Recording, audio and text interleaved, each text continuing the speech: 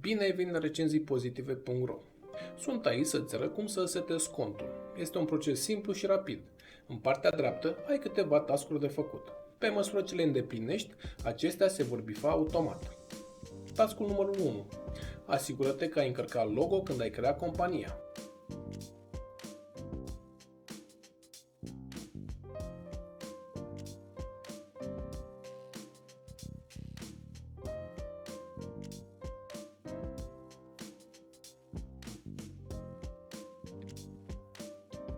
Task-ul numărul 2.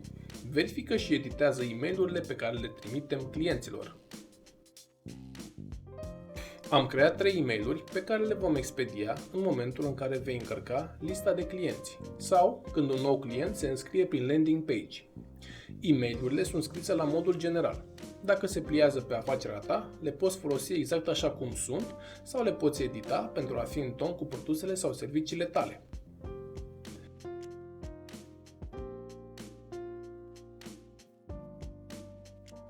Task-ul numărul 3.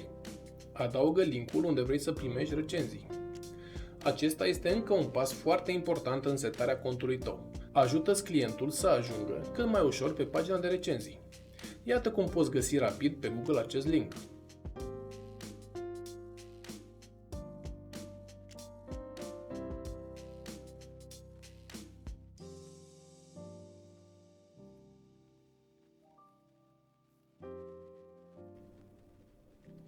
Task-ul numărul 4. Încarcă lista de e-mail-uri.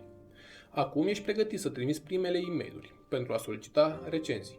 E-mail-urile se trimit automat în momentul în care se introduc în sistem, fie cu ajutorul unei liste, fie manual sau prin formularul de pe landing page. Ai o listă de e-mail-uri de la foștii clienți? Foarte bine! Este momentul potrivit să le trimiți o cerere de recenzie.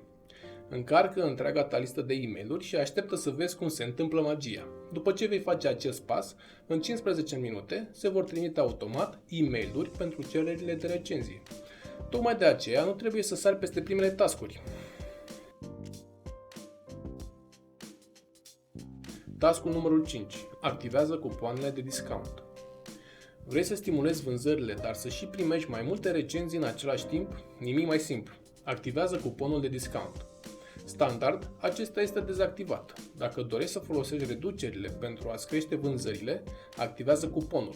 În cazul în care este activat, softul va trimite un al 4-lea e-mail atunci când se dă click pe o iconiță pentru lăsa recenzii.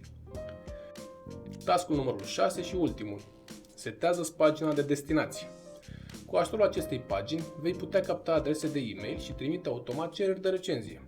Mergi în partea stângă și deschide categoria pagini de destinație.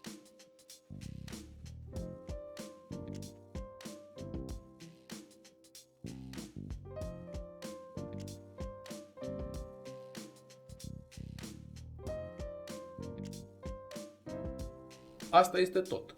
Contul tău este setat pentru a trimite e-mail-uri și pentru a primi recenzii. Mult succes îți doresc!